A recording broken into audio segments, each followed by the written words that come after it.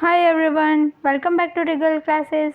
Today we will see chapter number 5 from Honeysuckle book of class 6th English. And chapter's name is A Different Kind of School. तो हम आज एक ऐसे school के बारे में देखेंगे जहाँ पे सब कुछ अलग होता है.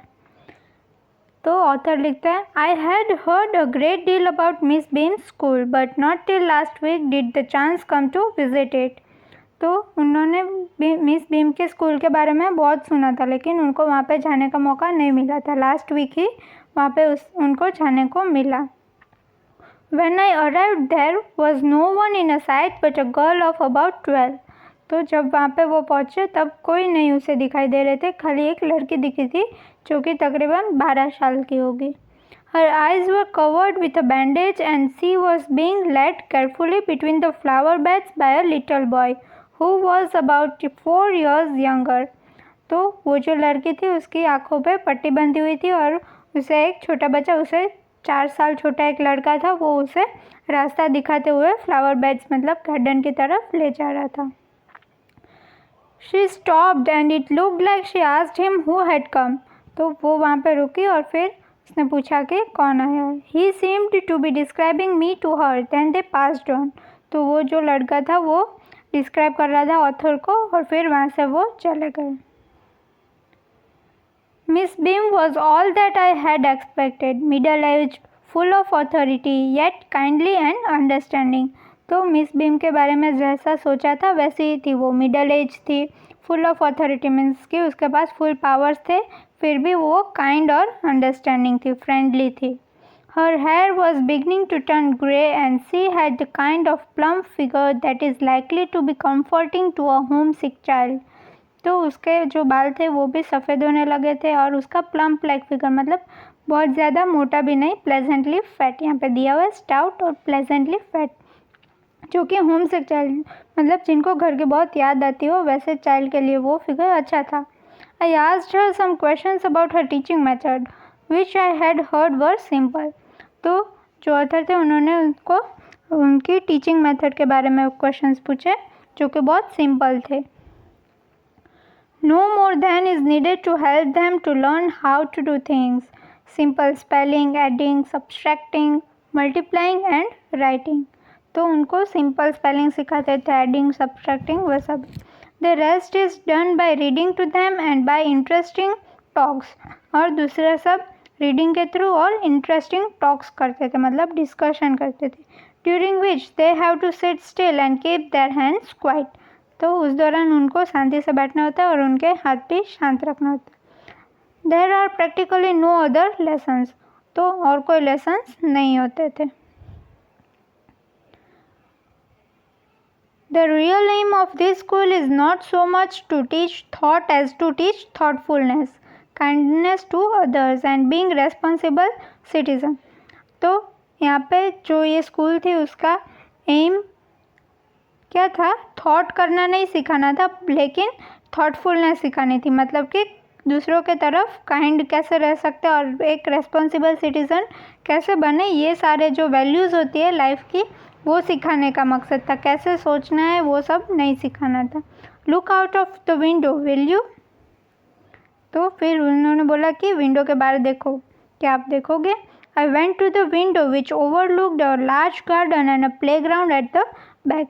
तो फिर ऑथर ने विंडो के बाहर देखा जहाँ पे एक गार्डन था बड़ा सा और प्लेग्राउंड था. What do you see Miss Beam asked. तो मिस बीम ने पूछा ऑथर से कि आपको क्या दिखाई दे रहा है.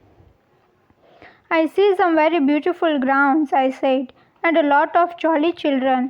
तो मुझे एक ब्यूटीफुल गार्डन दिख रहा है और बहुत सारे खेलते हुए खुश बच्चे दिख रहे हैं. It pains me though to see that they are not all so healthy and active looking. तो ऑथर ने बोला कि मुझे ये देख के दुख होता है कि सारे बहुत हेल्दी और एक्टिव लुकिंग नहीं है. When I came in, I saw one poor little girl being led about. She has some trouble with her eyes. Now I can see 2 more with the same difficulty. तो उन्होंने वो जो लड़की जब वो starting में आए थे तब थी जिसकी आंखों पे पट्टी बांधी हुई थी, उसके बारे में बताया कि उसको कोई और बच्चा ले जा रहा था तो ये देख के उसे दुख हुआ और अभी वो ऐसे ही वो और 2 बच्चों को देख रहा है. And there is a girl with a crutch watching the others at play. और एक गर्ल ऐसी है जिसके हाथों में क्रचेस है, मतलब जो ठीक से चल नहीं पाते उसको सपोर्ट के लिए जो साइड में रखते हैं वो क्रचेस होते हैं, तो वो उसके पास है। She seems to be very hopeless cripple. तो होपलेस मतलब यहाँ पे दिया है अनफॉर्चुनेट विदाउट होप, मतलब वो बहुत ही अनफॉर्चुनेट है। Miss Beam laughed, oh no, she said, she is not really lame, this is only her lame day. तो मिस बीम ये सुन के हंस पड़े। उन्होंने बोला कि नहीं, वो कोई लेम नहीं है, मतलब कि वो उसको कोई ऐसी डिजीज़ नहीं है कि वो उसको कोई पैर में प्रॉब्लम नहीं है कि वो नहीं चल पा रही है।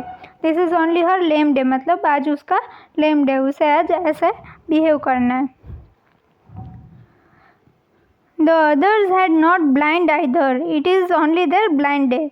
और जो जिनके आंखों पे पट्टी थी वो भी कोई ब्लाइंड नहीं है, खाली उनका आज ब्लाइंड डे है।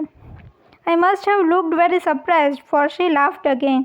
तो ऑथर ये सुन के सरप्राइज हो गए थे, इसलिए मिस बीम फिर से हंस पड़ी। This is very important part of our system to make our children appreciate and understand misfortune, we make them share in misfortune too. तो मिस बीम ने बोला कि ये बहुत ही इम्पोर्टेंट पार्ट है हमारे सिस्टम का, हम चिल्ड्रन को अप्रिशिएट करना सिखाते हैं कि मिसफॉर्चून, और उसको समझना सिखाते हैं और उनकी हेल्प करना भी सिखाते हैं।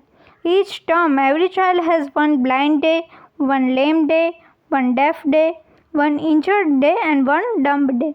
तो हर टर्म में एक बच्चे को ब्लाइंड डे भी होता है, लेम डे जिसमें उनको लंगड़ा चलना होता है, फिर डेफ डे जिसमें उनको सुनना नहीं होता है, इंजर्ड डे जब उनको कोई चोट लगी हो तो कैसे होता है, और डम्ब डे जिसमें उनको बोलना नहीं होता है।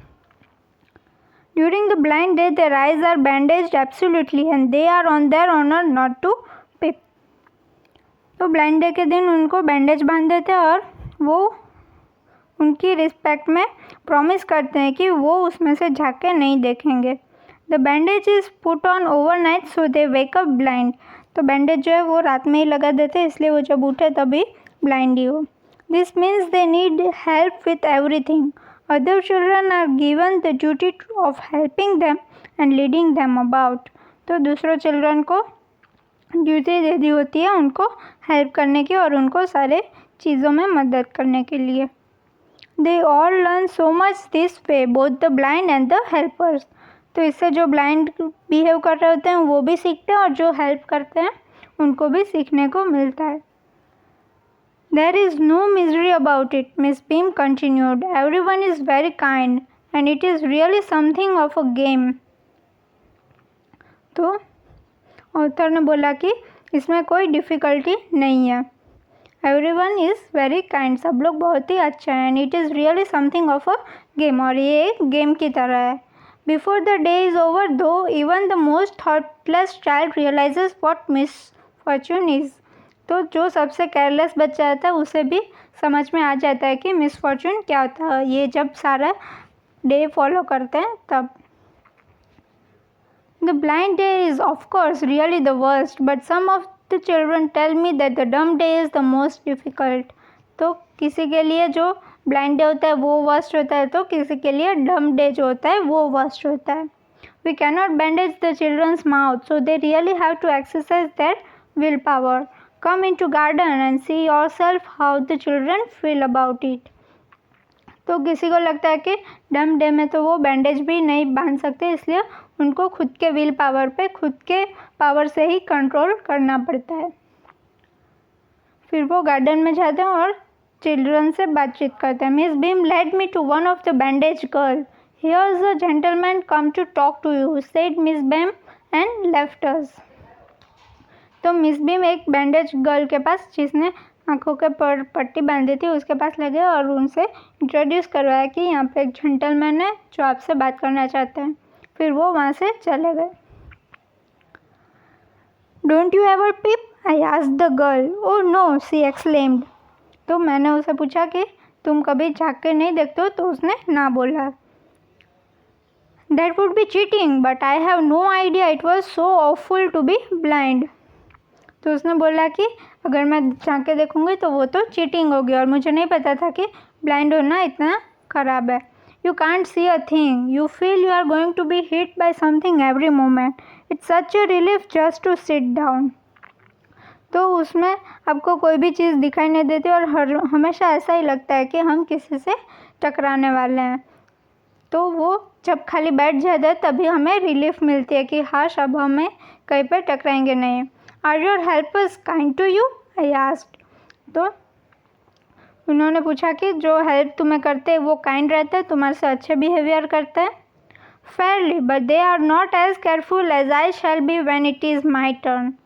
तो उसने बोला कि हाँ वैसे तो होते हैं, लेकिन जब मेरा टर्न आएगा तब मैं जैसे करूँगी उतने केयरफुल वो नहीं रहते हैं। Those that have been blind already are the best helpers.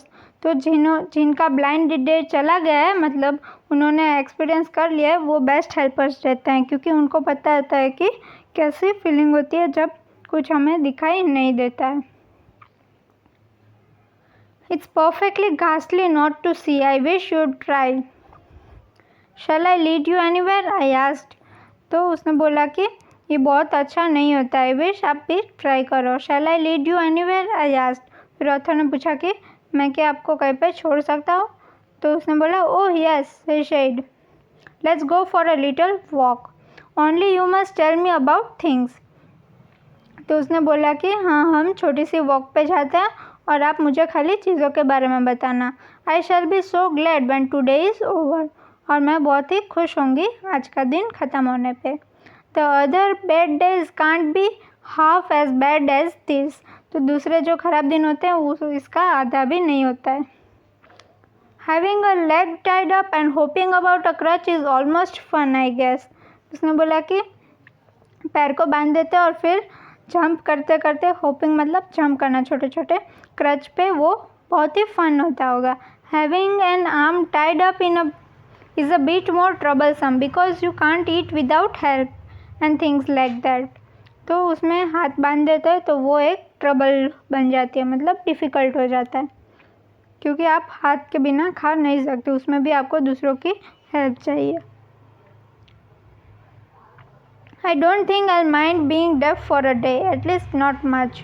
तो उसने बोला कि डेफ होने के लिए मुझे कुछ बहुत प्रॉब्लम नहीं आएगी, but being blind is so frightening.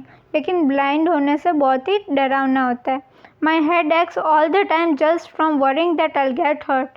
Where are we now? उसने बोला कि हमेशा सर दर्द रहता है कि कहीं पे मैं अभी टकरा ना जाऊँ। फिर उसने पूछा कि अभी हम कहाँ पे हैं? In the playground, I said. We are walking towards the house. उसने बोला कि अभी हम प्लेग्राउंड में और हम घर की तरफ जा रहे हैं। तो जो ब्लाइंड गर्ल की बात कर रहे हैं वो यहाँ पे आप देख सकते हो। Miss beam is walking up and down the garden with a tall girl. तो उसने बोला, फिर जो ऑथर थे उन्होंने बोला कि मिस बीम जो है वो एक टॉल गर्ल के साथ मूव कर रहे हैं, चल रहे हैं। What is girl wearing? My little friend asked. तो उसने पूछा कि वो जो लड़की के बारे में आप बता रहे हो उसने क्या पहना हुआ है? A blue cotton skirt and a pink blouse. तो ऑथर ने बताया कि उसने एक ब्लू कॉटन स्कर्ट पहनी और पिंक ब्लाउज पहनी। I think it's Millie, she said. What color is her hair? Very light, I said. Yes, that's Millie. She's the head girl. तो फिर वो लड़की ने बोला कि मुझे लगता है कि वो मिली है। उसके हेयर का कलर भी पूछा तो ऑथर ने बताया वेरी लाइट। तो फिर गर्ल श्योर हो गई कि हाँ वही मिली है जो कि हेड गर्ल है।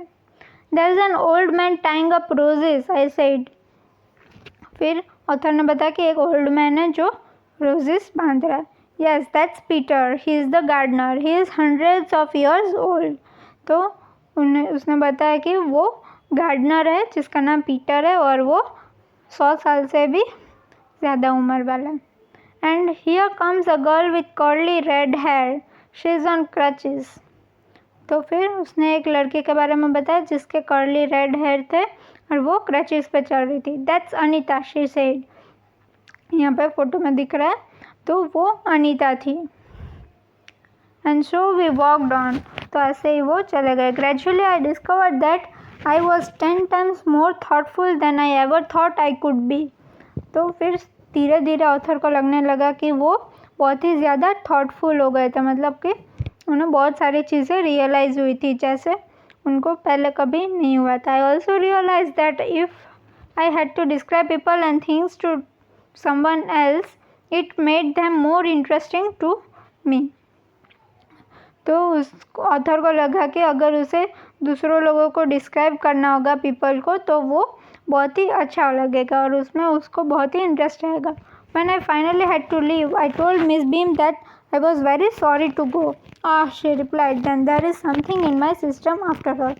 तो जब ऑथर को जाना था तब उनको बहुत ही दुख हो रहे थे, उनको यहाँ पे मज़े आ रहे थे। तो फिर मिस बीम ने बोला कि ज़रूर मेरे सिस्टम में कुछ अच्छा होगा, इसलिए आपको यहाँ पे अच्छा लगा। तो ईवी लुकास इसके ऑथर है।